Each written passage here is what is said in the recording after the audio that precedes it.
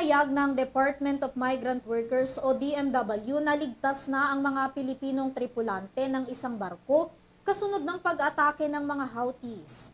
3 Pilipino at isang Ukrainian seaman ang lulan ng cargo vessel nang mangyari ang pag-atake. Si Alvin Pelobelio para sa detalye ng balita. Ligtas sa mga Pilipinong crew members ng MV Lux, isang cargo vessel na inatake ng rebeldeng grupong Houthi sa Red Sea. Kinumpirma ito ng Department of Migrant Workers o DMW. 13 Pilipino at isang Ukrainian seaman ang lulan ng cargo vessel noong mangyari ang pag-atake.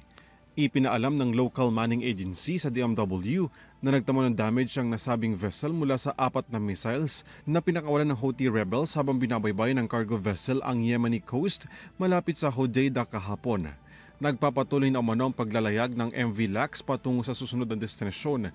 Patuloy din umano ang komunikasyon ng DMW sa shipping at manning agencies para mamonitor ang kaligtasan at kondisyon ng mga Pilipinong tripulante.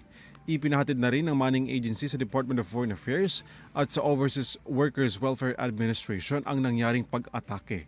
Ayon sa United States Central Command, nasa 5 missiles ang pinakawalan ng Houthi rebels pero 4 lang ang tumama sa cargo vessels.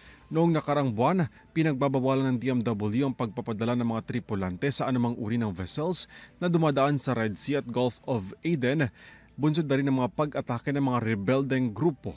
Para sa EuroTV News, Alvin Pelobelio sumasaludo sa bawat Pilipino.